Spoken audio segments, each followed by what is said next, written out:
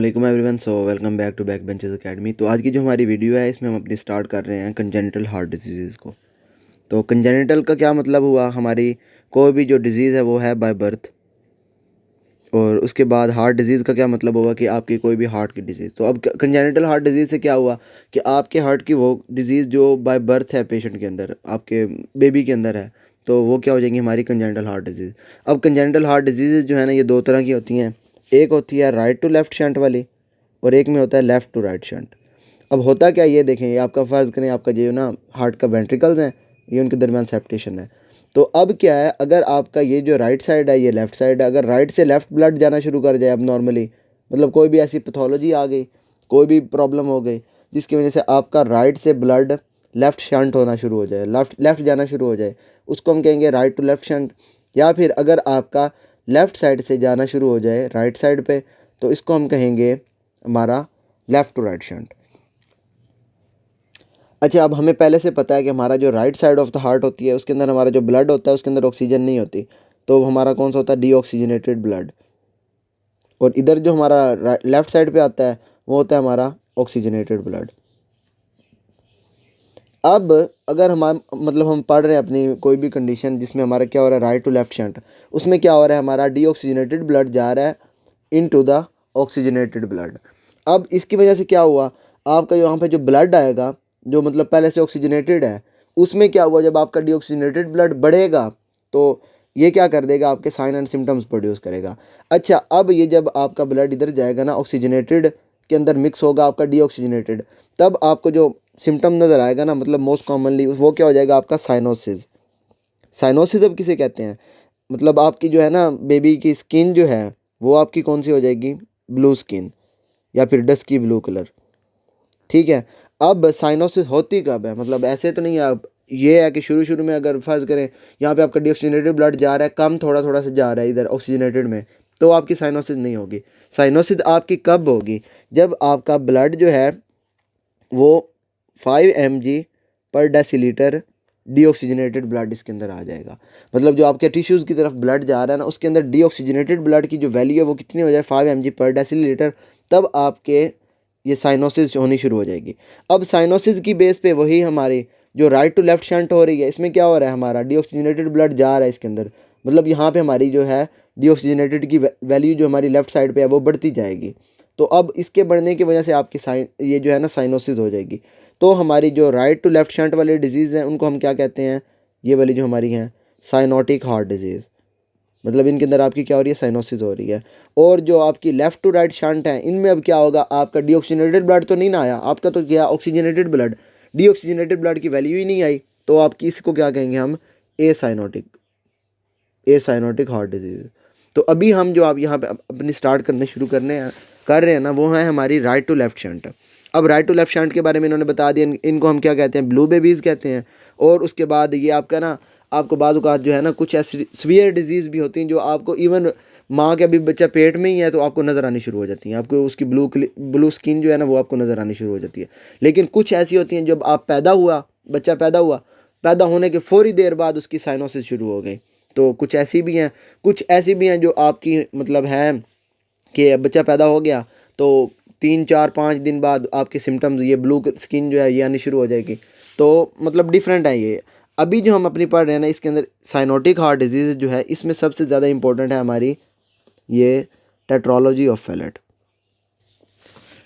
अच्छा, उसके अलावा हमारी ये जो है ना हमारी साइनोटिक हार्ट डिजीज़, इसमें आपने याद रखना है कि आपने पेटेंट डक्टस आर्टेरियोसस जो है ना, जिसको हम पीडीए यहाँ पे इन्होंने लिखा हुआ है, इसको भी आपने मेंटेन रखना है। अच्छा, पीडीए के बारे में मैं थोड़ा सा बता दूं कि ये आपका यूँ समझें, ये तो सॉरी हार्ट ही इन्होंने उल्टा बनाया, यहाँ पे पिक्चर बना लें कि ये हमारा क्या हुआ, ये हमारी right side of the heart है, यहाँ से ये ब्लड चला गया है हमारा पल्मोनरी में। अब बैक साइड पे हमारी है, यहाँ पे हमारी ये बैग जो मैं बना रहा हूँ ना, ये आपकी left side of the heart है। तो इसमें से ये वाल्व आया, ये हमारा बन गया, यहाँ पे ये वाल्व है, और यहाँ से ये जा रहा है हमारा एओर्टा। तो ये एओर्टा निकला है यहाँ से।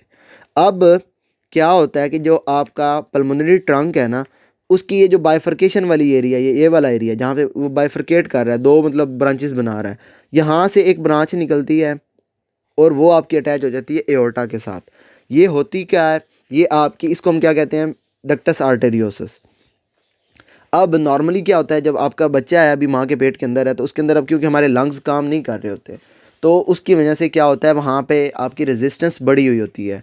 तो उसमें क्या होता है कि आपका जब आप राइट साइड से ब्लड भेजते हैं, राइट साइड पे जो हमारे जो बच्चे होते हैं उसमें जो मतलब जो आपका है माँ के पेट में है, उसके अंदर अब क्या आ रही है, ऑक्सीजनेटेड ब्लड आ रहा है। तो वो क्या होता है, यहाँ पे हमारा आया राइट साइड पे, राइट साइड पे अब लंग्स की तरफ नहीं जा सकता वो ब्लड। तो वो क्या करता है, वो आपका ब्लड शंट हो जाता है, यहाँ से मतलब चला जाता है, यहाँ से आपका चला जाता है एओर्टा के अंदर। ठीक है, तो ये होगी इसके अंदर। और बच्चों के अंदर ये हमारा जो मतलब अभी न्यूनेट है माँ के पेट के अंदर है, तो उसके अंदर ये आपका डक्टस आर्टेरियोसिस जो है ये आपका काम कर रहा होता है।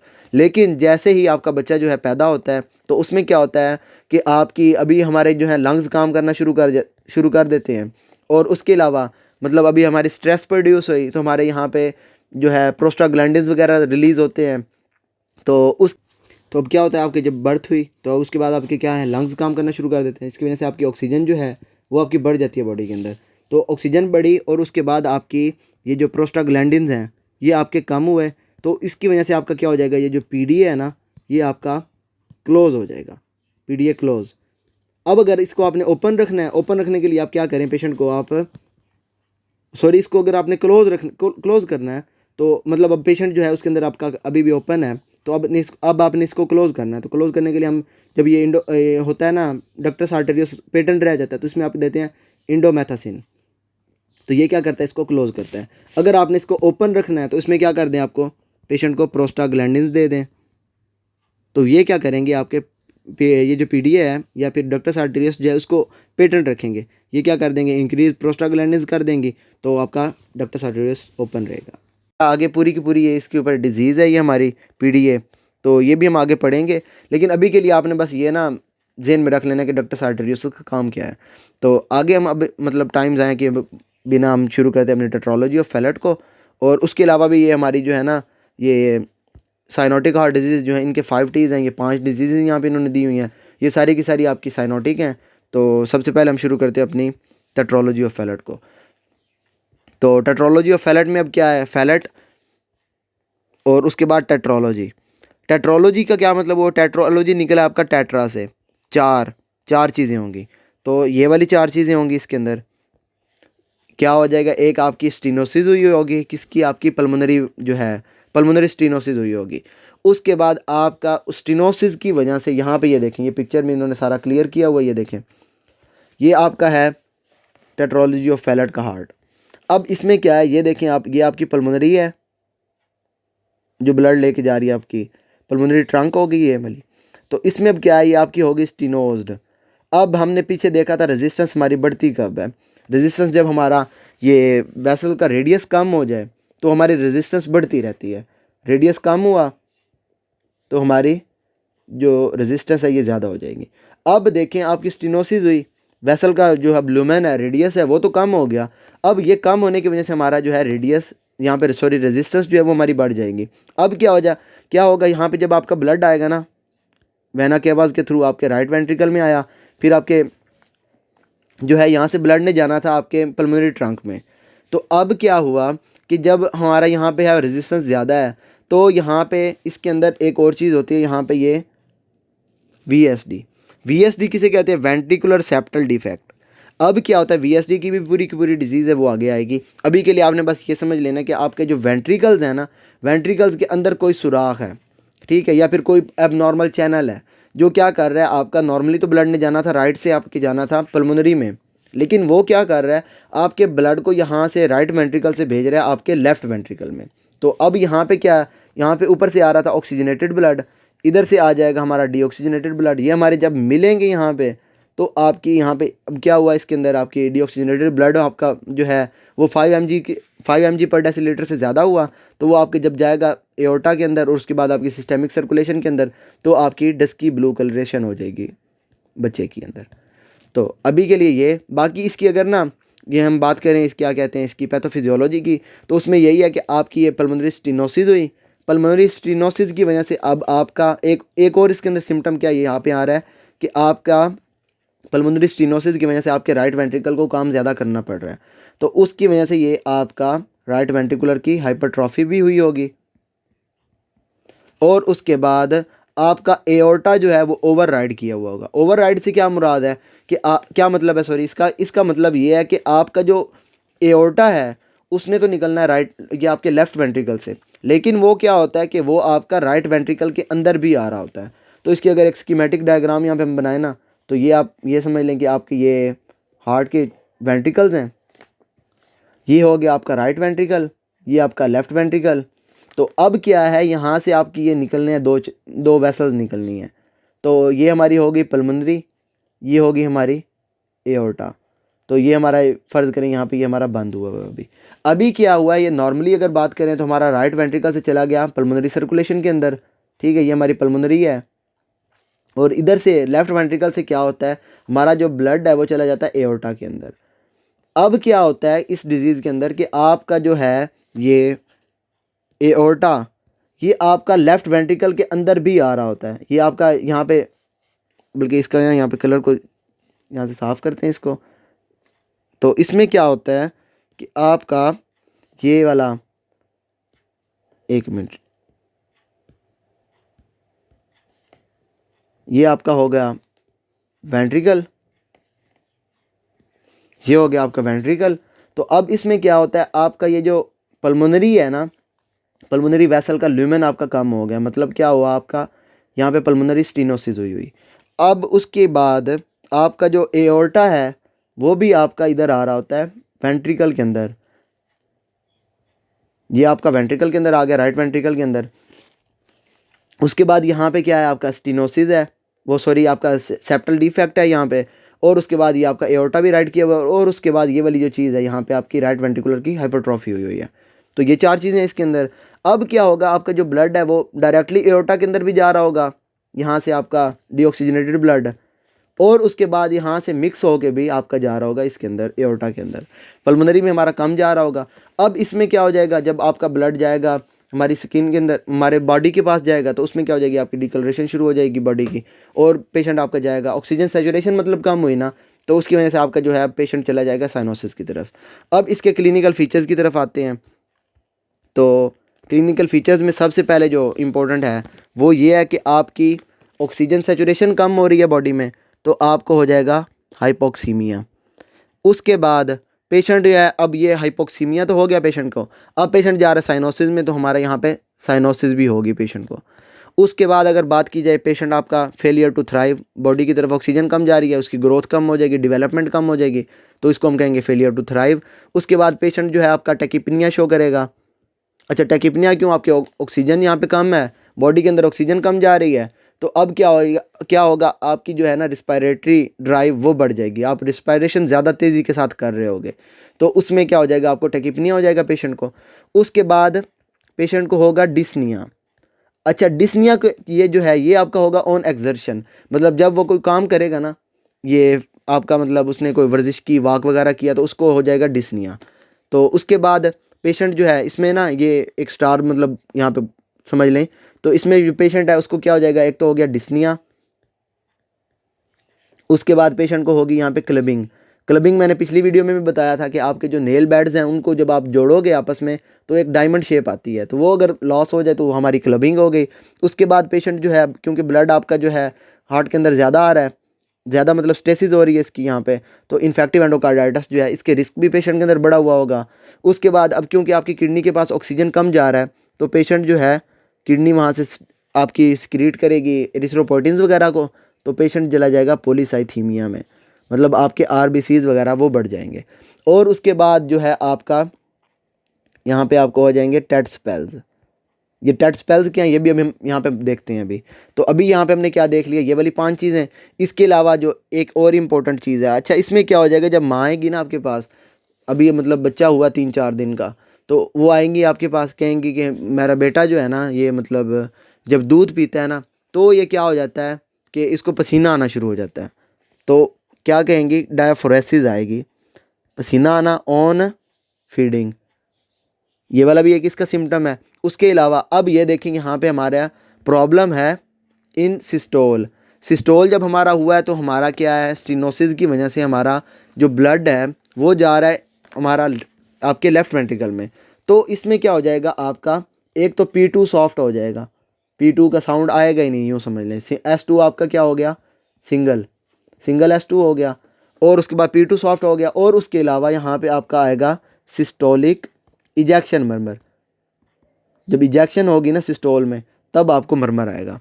और उसके बाद जो, हाँ ये चीज़ हमारी टेट स्पेल्स क्या हैं, टेट स्पेल्स क्या हैं कि आपका जो पेशेंट है इसके अंदर तो हो रही है हाइपोक्सिया, हाइपोक्सीमिया हो गई पेशेंट के अंदर। हाइपोक्सीमिया की वजह से पेशेंट आपका है रेस्टलेस, और क्या होगा जब वो कोई भी मतलब ना एक्सरसाइज वगैरह करेगा, या फिर इस तरह के कोई भी क्राइंग वगैरह करेगा, या इस तरह का कोई भी काम करेगा, तो उसमें क्या हो जाएगा, उसकी ये जो ये आपकी हो रही है ना हाइपोक्सीमिया, या फिर आप कहें साइनोसिस, ये आपकी ज़्यादा हो जाएगी पेशेंट के अंदर।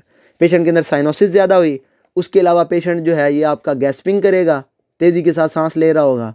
और अब क्या हुआ, अभी भी अगर इसकी मतलब पूरी नहीं हुई तो पेशेंट आपका चला जाएगा सिनकपी में, बेहोश हो जाएगा। तो ये क्या है, आपका टेट स्पेल्स है। और ये होती क्या है, आपकी हाइपोक्सीमिक स्टेट हो जाती है, पेशेंट आपका इसके अंदर सिनकपी में चला जाता है, और उसके बाद आपका इंजेक्शन जो मरमर है वो आपका कम हुआ होता है इसमें। तो अभी के लिए ये, बाकी ये देखें इसके अंदर मतलब एक और चीज़ वो क्या है कि अगर आपने पेशेंट को करवाई स्क्वेटिंग, स्क्वेटिंग जो एक्सरसाइज वगैरह करते हैं उनको तो पता है ये हमारी क्या होती है, मतलब एक्सरसाइज में भी आ जाती है। वो वाली पोजीशन में अगर लेके जाएंगे ना आप पेशेंट को, तो आपके ये जो सिम्टम्स हैं जो आपके ये आ रहे हैं साइनोसिस के, ये आपके कम हो जाएंगे। अच्छा, तो अब इसमें क्या होगा, सिम्टम्स कम क्यों हुए, स्क्वेटिंग में आप गए तो आपकी क्या हुई, फिमोरल आर्टरी जो है वो आपकी कंप्रेस हुई, कंप्रेस हुई। इसके कंप्रेस होने की वजह से अब आपकी टोटल पेरिफेरल रेजिस्टेंस अगर देखा जाए तो वो आपकी बढ़ गई। अब क्या होगा, आपका जो ब्लड जा रहा था राइट से लेफ़्ट वेंट्रिकल में, वो उसको क्या करेगा, ये आपके कम कर देगा, क्योंकि आपके लेफ़्ट वेंट्रिकल की तरफ प्रेशर बढ़ा। तो अब क्या हो जाएगा, आपका ये जो R टू लेफ़्ट शंट था, राइट टू लेफ़्ट शंट, ये आपका कम हो जाएगा। तो इसकी वजह से आपके सिम्टम्स भी कम हो जाएंगे। बाकी इसके अंदर अगर बात की जाए हमारे रिस्क फैक्टर्स की, कि अब इसके अंदर रिस्क फैक्टर कौन कौन से हैं, तो उसके अंदर आप सबसे पहले जो हमारा अल्कोहल, ये अल्कोहल कंजम्पशन, जो मतलब मदर्स आपकी अल्कोहल पीती हैं तो फिर उसके अंदर आ जाएगा। या फिर अगर प्रेगनेंसी हुई है एट एज ऑफ 40 ईयर्स, या फिर 40 से ज़्यादा की एज है, उसमें हो गई प्रेगनेंसी, उसमें भी जो आपका बच्चा होगा उसके अंदर इंक्रीज चांसेस होंगे कि उसको ये टेट्रोलॉजी ऑफ फैलेट आ जाए। या फिर मदर अगर आपकी डायबिटिक हो, या फिर अगर प्रेगनेंसी के अंदर रुबेला इन्फेक्शन आ जाए, या फिर अगर डाउन सिंड्रोम हो उसमें आ जाएगा, या फिर अगर डाइजोर सिंड्रोम है उसमें भी आपको टेट्रोलॉजी ऑफ फैलेट आएगी, या फिर अगर मैटरनल फिनाइल कीटोन यूरिया है, maternal PKU phenyl ketone urea, तो उसमें भी आपको ये आपका टेट्रोलॉजी ऑफ फैलेट नज़र आएगी। अच्छा, तो सिम्टम अब क्या हुए यहाँ पे पेशेंट के अंदर, मतलब जो डिजीज़ चल रही है वो क्या हुई, सिम्टम्स हमने देख लिए।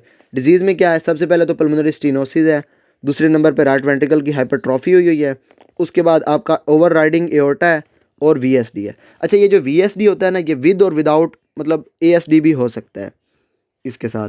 तो अब ये हो गया आपका यहाँ तक मतलब रिस्क फैक्टर्स वगैरह आ गए इसके अंदर। तो अभी हम जाते हैं इसके इन्वेस्टिगेशंस की तरफ। तो इन्वेस्टिगेशंस में सबसे पहले अगर आप मतलब मोस्ट एक्यूरेट टेस्ट की बात करें या फिर बेस्ट इनिशियल टेस्ट की बात करें दोनों, तो इसके अंदर ये कौन सा है आपका, आप पेशेंट की करवा लो ईको। ईको में अब क्या होगा, इकोकार्डियोग्राफी करवाएंगे, आपको राइट वेंट्रिकुलर की हाइपरट्रॉफी नज़र आ जाएगी। उसके बाद आपका वो जो पल्मोनरी स्टेनोसिस हुई है वो आपको नज़र आ जाएगी, VSD आपको पता चल जाएगा, और उसके बाद एओर्टा की जो ओवर राइडिंग हुई है वो भी आपको नज़र आ जाएगी। ये सारा इको के अंदर आपको पता चल जाएगा।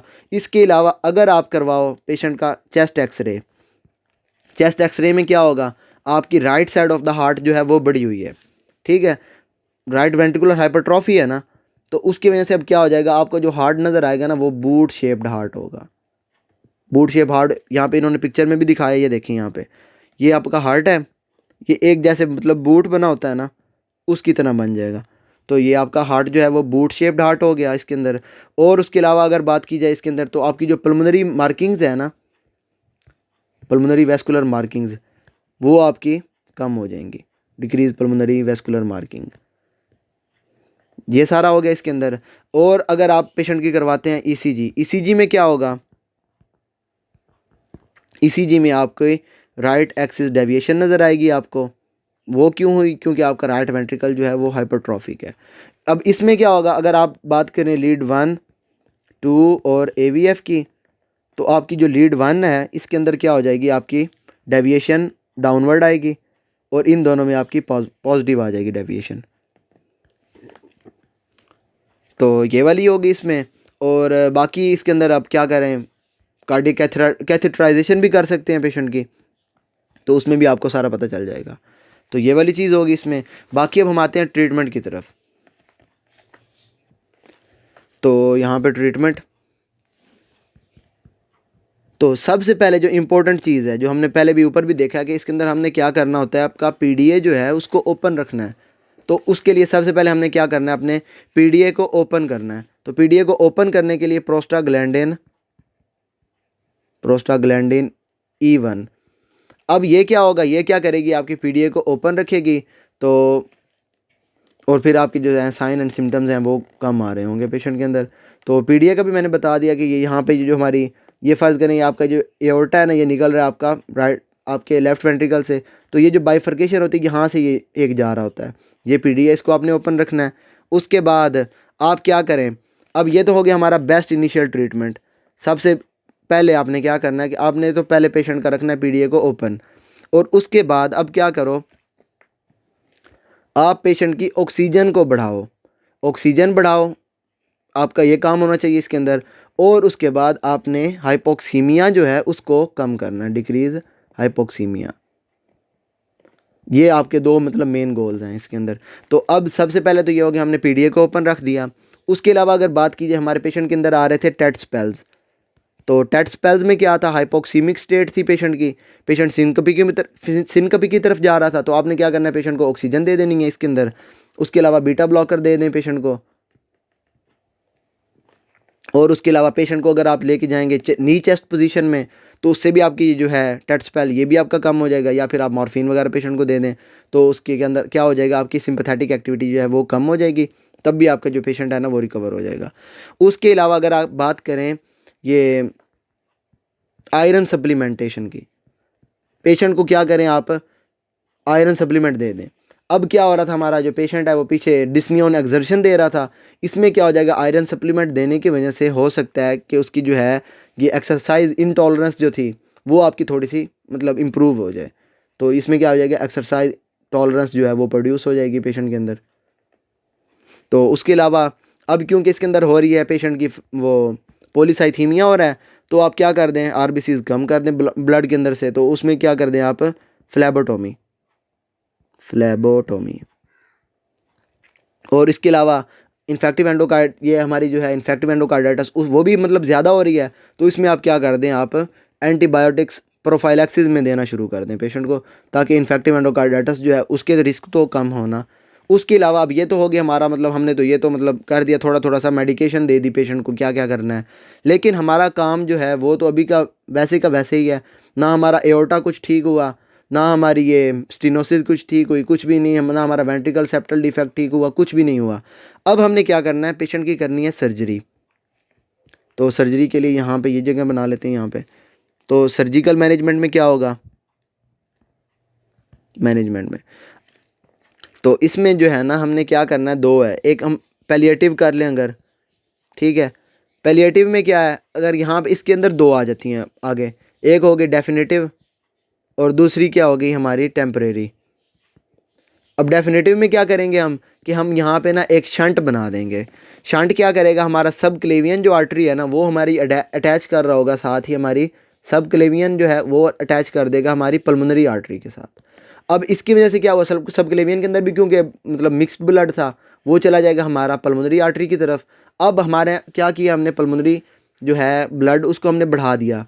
अब क्या हो जाएगी, ऑक्सीजनेशन जो है ब्लड की वो ज़्यादा होके आ रही होगी, मतलब as compared to the previous condition. तो हमारी जो ऑक्सीजनेशन है वो थोड़ी सी बढ़ी हुई होगी, तो हमारी सैचुरेशन बढ़ गई। तो इसमें क्या हो जाएगा, आपके ये मतलब कुछ ना कुछ तो कम हो जाएगी ना। अच्छा, ये जो है जिसमें हमने क्या किया, सब क्लेवियन को पल्मोनरी आर्टरी के साथ अटैच कर दिया, तो इसको हम क्या कहते हैं, ब्लेलॉक टॉसिंग शंट। ब्लेलॉक टॉसिंग, ये टॉसिंग हो गया। ये और शंट, हमने शंट प्रोड्यूस कर दिया हमारा सब क्लेवियन का पल्मोनरी आर्टरी के साथ। इसके अलावा टेम्परेरी में क्या कर सकते हो आप, एट्रियल सेप्टोस्टोमी कर दो, सेप्टोटोमी। तो इसमें क्या हो जाएगा, आप उसके एट्रियाज जो हैं उनको अगर आप उनके अंदर दरमियान जो सेप्टा है उसको आप ख़त्म कर दो, तो उसमें क्या हो जाएगा, आपका ब्लड जो है वो फिर मतलब मिक्स हो जाएगा। अब उसके अंदर भी क्या हो जाएगा, आपकी मोस्ट प्रोबेबली आपकी जो है ये ऑक्सीजन सेचुरेशन जो है वो थोड़ी सी नॉर्मल आ जाए, या as compared to the previous condition आपकी थोड़ी सी बढ़ी हुई हो। तो ये आप कर सकते हैं, टेम्परेरी में एट्रियल सेप्टोस्टोमी कर दें। अब ये तो क्या हुआ, इन्होंने कुछ ना कुछ डिग्री तक हमारा ठीक किया पेशेंट, लेकिन हमारा पेशेंट अभी तक तो ठीक हुआ नहीं, अभी तक उसकी पल्मोनरी स्टेनोसिस भी वैसी की वैसी है, ओवर राइडिंग ऑफ एओर्टा भी वैसी की वैसी है, और बाकी हमारा जो है VSD वो भी वैसे का वैसा, सारी की सारी चीज़ें वैसी की वैसी हैं। अब इसके अंदर क्या हो सकता है, आप क्या कर दो, पेशेंट की टोटल करेक्शन कर दो सर्जरी करके। अब इसके अंदर आप क्या करोगे, टोटल करेक्शन जब आप करोगे ना, तो आपने क्या किया, मीडियन स्टर्नोटोमी की, और ये आपने किया जब आपने पेशेंट को रखा हुआ बाईपास के ऊपर, कंटिन्यूस ये बाईपास जो है उसके ऊपर आपने CPB, कंटिन्यूस पॉजिटिव बाईपास। तो अब इसमें क्या किया आपने, मीडियन स्टर्नोटोमी की, उसमें आपने पेशेंट को रखा बाईपास के ऊपर। अब आपने क्या करना है, हार्ट के अंदर जो है जो जो अबनॉर्मेलिटीज़ है आपने सारी ठीक करनी है। VSD है तो उसको हमने क्या करना है, क्लोज। उसके बाद राइट वेंट्रिकुलर ऑब्स्ट्रक्शन जो है उसको हमने क्या करना है, राइट वेंट्रिकल जो है हमारा ऑब्स्ट्रक्शन जो है उसको हमने वाइड कर देना, मतलब आपकी ऑब्स्ट्रक्शन जो है उसको हमने कम करना है। उसके अलावा हमने जो आपका जो हमारी है ओवर राइडिंग ऑफ एओर्टा हुई है वो भी हमने ठीक कर दी, साथ ही सेप्टेशन जब हमने ठीक की तो हमने साथ वो भी ठीक कर देनी है। और उसके बाद जो हमारा जो राइट वेंट्रिकल हाइपरट्रॉफी हुई है ना, वो मतलब विद पैसेज ऑफ टाइम वो भी हमारी जो है ना ठीक होती रहेगी। तो इसमें यह था कि आपने टोटल करेक्शन की, तो अब हो सकता है कि आपका पेशेंट जो है उसके अंदर ज़्यादा चांसेस हैं कि अब वो नॉर्मल लाइफ में आ जाए। तो ये सारा था इसके अंदर हमारी टेट्रोलॉजी ऑफ फैलेट में। और इसके अंदर ये बूट शेप हार्ट आपने लाजमी याद रखना है कि क्या हो जाएगा, आपका जो सिनेरियो आएगा ना MCQ का, उसमें वो ये कह देंगे आपने एक्सरे पे देखा तो एक्सरे में आपको क्या नज़र आया, बूट शेप हार्ट। अब ये एक मतलब पिकअप पॉइंट है कि आपका बूट शेप हार्ट किस में आएगा, आपका टेट्रोलॉजी ऑफ फैलेट में। तो ये वाला सारा था इसके अंदर। बाकी उसके अलावा हाँ ये चीज़ कि ये जो है 22q11 सिंड्रोम जो है उसके साथ भी एसोसिएटेड होता है। और उसके बाद ये स्क्वैटिंग में हमारा क्या हो गया, हमारा राइट टू लेफ्ट शंट जो है हमारा कम हुआ और हमारी साइनोसिस ठीक हो गई। तो ये सारा था इस डिज़ीज़ के अंदर। बाकी उम्मीद है कि आप लोगों को इसकी समझ आ गई होगी। तो अगर इसमें से आपको कोई प्रॉब्लम हो तो you can ask me, and till then अल्लाह हाफिज़।